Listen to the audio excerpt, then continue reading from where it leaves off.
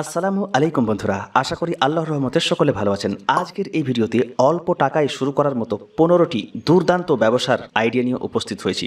যারা ব্যবসার আইডিয়া খুঁজছেন তাদের জন্য সেরা এই ব্যবসাগুলি।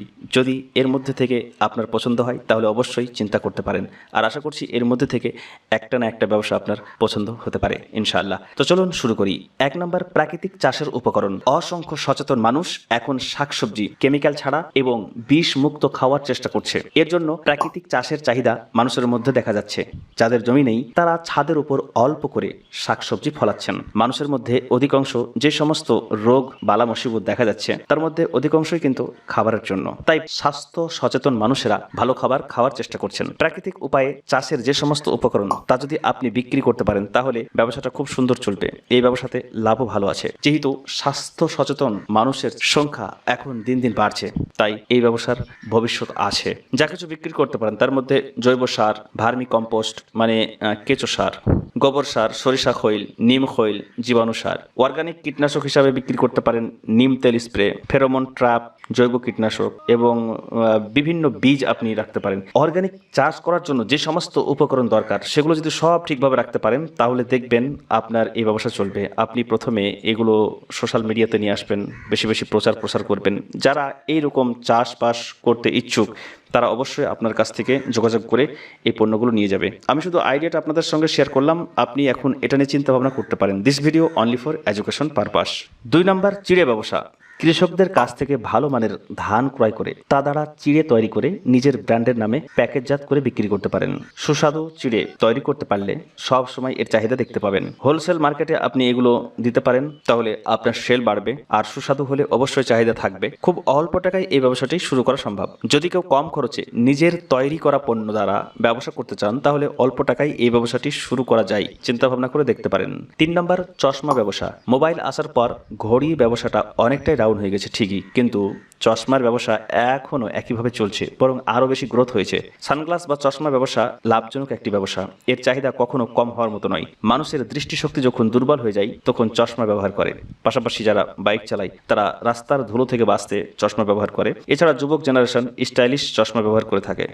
বিভিন্ন কোয়ালিটির চশমা বিভিন্নভাবে বাজারে বিক্রি হচ্ছে। এই ব্যবসাটিও খুব লাভজনক একটা ব্যবসার কম পুঁজিতে শুরু করতে পারবেন। যদি শুধুমাত্র আপনি বিভিন্ন রকমের ভ্যারাইটির চশমা নিয়ে ব্যবসা করেন, শুধুমাত্র এই নিচটা ফলো করেন, আর অন্য কিছু নেই, শুধু চশমাই আছে কিন্তু বিভিন্ন রকমের আছে, আর সুন্দর করে একটু ডেকোরেশন করতে পারেন, লাইটিং করতে পারেন, খুব সুন্দরভাবে সাজাতে পারেন, তাহলে এই ব্যবসাটা কিন্তু খুব ভালো চলবে। বড় মার্কেটে হোলসেল রেটে চশমা নিয়ে এসে আপনি বিক্রি করতে পারেন। আর যদি খুব ভালো পরিমাণে লাভ করতে চান তাহলে আপনাকে বিদেশ থেকে আমদানি করতে হবে। অনেকেই চায়না থেকে ইম্পোর্ট করে এই ব্যবসা করছে, আপনিও চিন্তা ভাবনা করে এটা দেখতে পারেন। 4 নম্বর, দেশি মুরগি পালন। দেশি মুরগি এবং দেশি মুরগির ডিম এর চাহিদা যেমন আগে ছিল তেমন এখন আছে এবং ভবিষ্যতেও থাকবে। দেশি মুরগি পালন সম্পর্কে সঠিকভাবে অভিজ্ঞতা অর্জন করে যদি এই ব্যবসা শুরু করতে পারেন তাহলে আশা করছি অনেক লাভবান হবেন। এগুলো বিক্রি করার জন্য আপনাকে তেমন কোনো কষ্ট করতে হবে না, শুধু বিক্রি করার ইচ্ছা করলেই হবে, দেখবেন গ্রাহক আপনার কাছে চলে আসবে।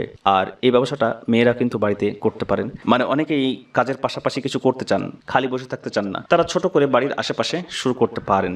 5 নম্বর, অর্গানিক উপায়ে শাকসবজি চাষ ও বিক্রি। যারা নিজে প্রাকৃতিক উপায়ে শাকসবজি ফলানোর সময় পায় না তারা এগুলো কিনে নেওয়ার চেষ্টা করে। যদি প্রাকৃতিক উপায়ে সুন্দরভাবে শাকসবজি চাষ করে বিক্রি করেন তাহলে এর চাহিদা সবসময় দেখতে পাবেন এবং এর মূল্য কেজি দরে অনেক বেশি পাবেন। অর্গানিক উপায়ে শাকসবজি চাষ করে এই বিষয়টা সোশ্যাল মিডিয়াতে হাইলাইট করতে পারলে অনেক গ্রাহক পেয়ে যাবেন। যখন থেকে আপনি চাষ শুরু করবেন তখন থেকে আপনি হাইলাইট করতে থাকবেন। যখন সবজি তুলতে শুরু করবেন তখনও আপনি হাইলাইট করবেন, দেখবেন মানুষের মধ্যে একটা প্রভাব পড়বে এবং নিয়মিত আপনার কাছ থেকে ক্রয় করে যাবে। আর যারা দূরে থাকে বা যাদের সময় নেই বাজারে যাওয়ার বা বিভিন্ন কাজে ব্যস্ত থাকে তারা আপনাকে নিয়মিত হোম ডেলিভারি দেওয়ার জন্য বলবে এবং সেখান থেকেও অনেক গ্রাহক পেয়ে যাবেন। তবে একটা কথা অবশ্যই মনে রাখতে হবে, কোনোভাবে ধোকা দেওয়া যাবে না। আপনি দেখলেন পণ্যের চাহিদা অনেক বেশি বেড়ে গেছে আর আপনি সেই মতো অর্গানিকভাবে শাকসবজি ফলাতে পারছেন না, তখন আপনার মধ্যে লোভ জন্ম নিল এবং মার্কেট থেকে আপনি সাধারণ ফরমালিন যুক্ত শাকসবজি নিয়ে এসে মানুষকে দিয়ে দিলেন আর বললেন অর্গানিক, তাহলে এটা কিন্তু অন্যায় করলেন, ধোকা দিলেন। আর ধোকা দেওয়া মহাপাপ। আমাদের প্রাণপ্রিয় নবী সাল্লাল্লাহু আলাইহি ওয়াসাল্লাম বলেছেন যে ধোকা দেয় সে আমার দলভুক্ত নয়। যতটা আপনি পারবেন ততটাই দেবেন। যখন আপনার আর সম্ভব হবে না আর নতুন ভাবে গ্রাহক যুক্ত করবেন না, বলবেন আমার ক্যাপাসিটি এতটাই, যদি কোনো সময় বাড়াতে পারি তাহলে অবশ্যই আপনাদেরকেও শাকসবজি প্রোভাইড করব। যতটা পারবেন সঠিকভাবে পণ্য দিন, মানুষ এর বিশ্বাস ভেঙে দিবেন না। যদি বিশ্বাস ধরে রাখতে পারেন তাহলে আপনাকে আর পিছনে ফিরে তাকাতে হবে না, এই ব্যবসা অনেক ভালো চলবে। 6 নম্বর, কৃষিজ কৃষিজাত ফসলের পাইকারি ব্যবসা। গ্রামে বসে শুরু করা যায় লাভজনক কৃষি পণ্যের এই পাইকারি ব্যবসা। কৃষকদের কাছ থেকে সরাসরি ধান, গম, ডাল বা মশলা কম দামে সংগ্রহ করে সেই পণ্য রাইস মিল, আটা মিল বা বড় ব্যবসায়ীদের কাছে সরবরাহ করতে পারেন। এই ব্যবসায় দোকানের প্রয়োজন হয় না, মানে কোনো দোকান ভাড়া লাগে না। কৃষকদের কাছ থেকে অল্প অল্প ক্রয় করে স্টক করার মতো একটা জায়গা থাকলেই এই ব্যবসা শুরু করা যায়। কৃষকদের সঙ্গে সুসম্পর্ক গড়তে পারলে আপনি তাদেরকে টাকা না দিয়েই পণ্য বিক্রি করে টাকা দিতে পারবেন।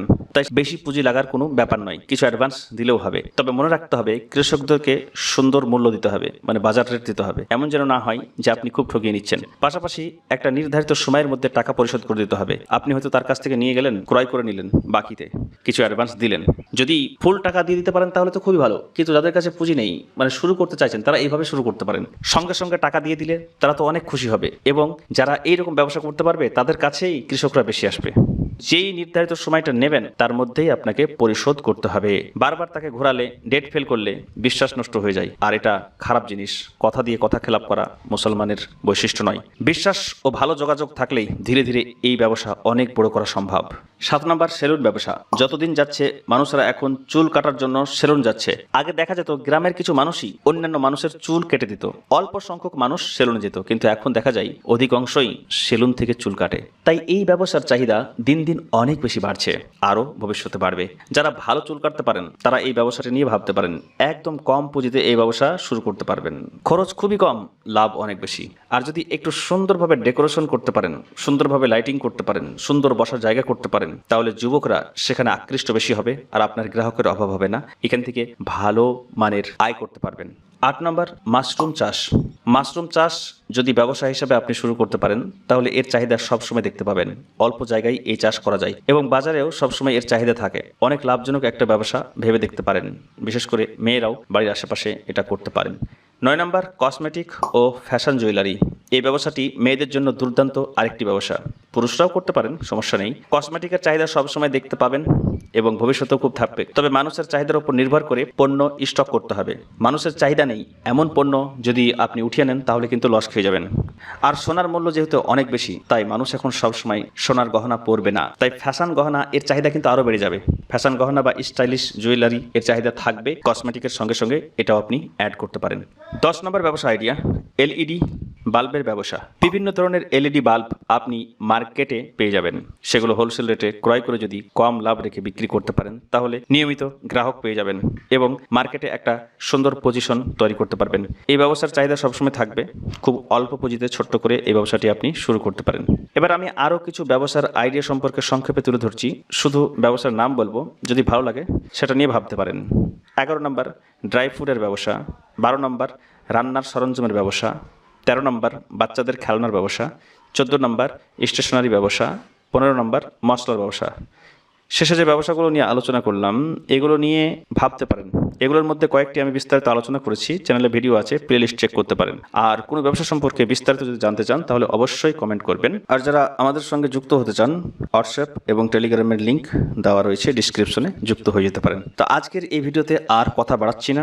যে সমস্ত ব্যবসার আইডিয়াগুলো বললাম এগুলো নিয়ে চিন্তা ভাবনা করবেন। এই ব্যবসার আইডিয়াগুলো আমি শুধু তুলে ধরলাম, এর মধ্যে যদি ভালো লাগে তাহলে সেটা নিয়ে ভাবতে পারেন। আমি শুধু শিক্ষার উদ্দেশ্যে এই ভিডিওটি বানালাম যাতে করে আপনারা এর দ্বারা উপকৃত হতে পারেন। তো আজ আর কথা বলছি না, সকলে ভালো থাকবেন, সুস্থ থাকবেন।